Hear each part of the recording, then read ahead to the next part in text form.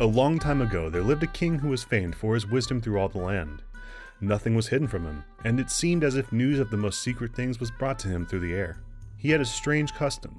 Every day after dinner, when the table was cleared and no one else was present, a trusty servant had to bring him one more dish. It was covered, however, and even the servant did not know what was in it, neither did anyone else. For the king never took off the cover to eat of it, until he was quite alone. This had gone on for a long time, when one day the servant, who took away the dish, was overcome with such curiosity that he could not help carrying the dish into his room. When he had carefully locked the door, he lifted up the cover and saw a white snake lying on the dish. But when he saw it, he could not deny himself the pleasure of tasting it, so he cut off a little bit and put it into his mouth. No sooner had it touched his tongue than he heard a strange whispering of little voices outside his window. He went and listened, and then noticed that it was the sparrows who were chattering together and telling one another of all kinds of things which they had seen in the fields and woods. Eating the snake had given him power of understanding the language of animals. Now it so happened on this very day the queen lost her most beautiful ring, and suspicion of having stolen it fell upon this trusty servant, who was allowed to go everywhere.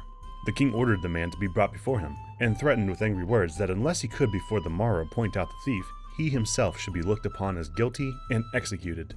In vain he declared his innocence. He was dismissed with no better answer. In his trouble and fear, he went down into the courtyard and thought how he could help himself out of his trouble.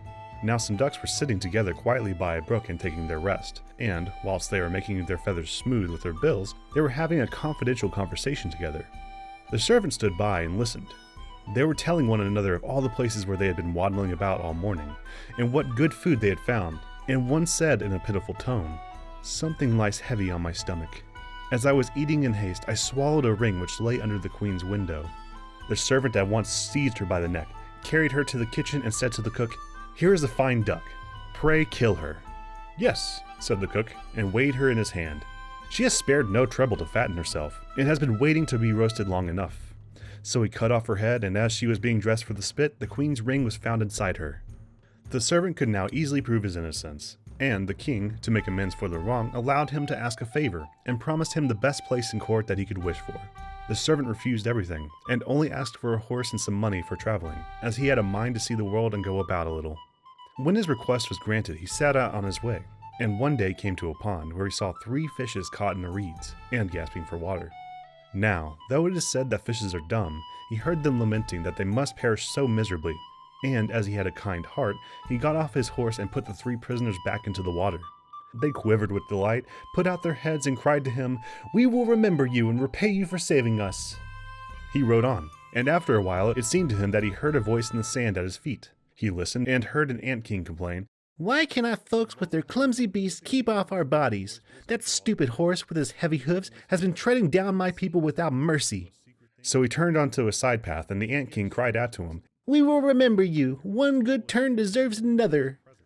The path led him into a wood, and here he saw 2 old ravens standing by their nest, throwing out their young ones. "Out with you, you idle, good-for-nothing creatures," cried they. "We cannot find food for you any longer. You are big enough and can provide for yourselves." But the poor young ravens lay upon the ground, flapping their wings and crying, "Oh, what helpless chicks we are! We must shift ourselves, and yet cannot fly. What can we do but lie here and starve?" So the good young fellow alighted and killed his horse with his sword, and gave it to them for food. Then they came hopping up to it, satisfied their hunger, and cried, "We will remember you. One good turn deserves another." And now he had to use his own legs, and when he had walked a long way, he came to a large city. There was a great noise and crowd in the streets, and a man rode up on horseback, crying aloud, "The king's daughter wants a husband, but whoever sues for her hand must perform a hard task, and if he does not succeed, he will forfeit his life." Many had already made the attempt, but in vain. Nevertheless, when the youth saw the king's daughter, he was so overcome by her great beauty that he forgot all danger, went before the king, and declared himself a suitor. So he was led out to the sea, and a gold ring was thrown into it, in his sight. Then the king ordered him to fetch this ring up from the bottom of the sea, and added, "If you come up again without it, you will be thrown in again and again until you perish amid the waves."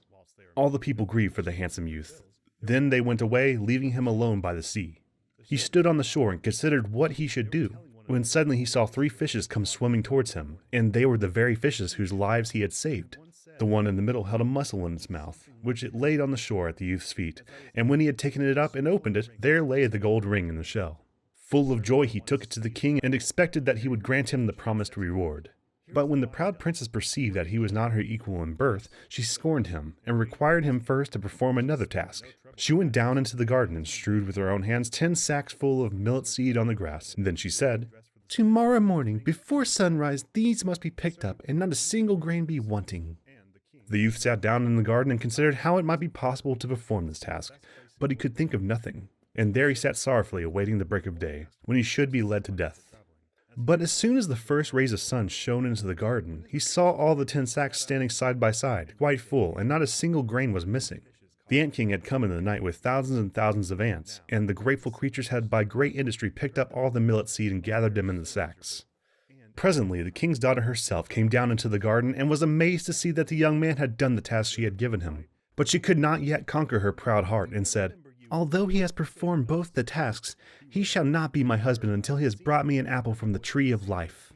The youth did not know where the tree of life stood, but he set out and would have gone on forever as long as his legs would carry him, though he had no hope of finding it. After he had wandered through 3 kingdoms, he came one evening to a wood and lay down under a tree to sleep. But he heard a rustling in the branches, and a golden apple fell into his hand. At the same time 3 ravens flew down to him, perched themselves upon his knee, and said, "We are the 3 young ravens whom you saved from starving. When we have grown big and heard that you were seeking the golden apple, we flew over the sea to the end of the world where the tree of life stands, and have brought you the apple." The youth, full of joy, set out homewards and took the golden apple to the king's beautiful daughter, who had no more excuses left to make. They cut the apple of life in 2 and ate it together, and then her heart became full of love for him, and they lived in undisturbed happiness to a great age. Thank you for listening, and if you have not already, please click the subscribe button to hear more stories. Until next time, safe travels!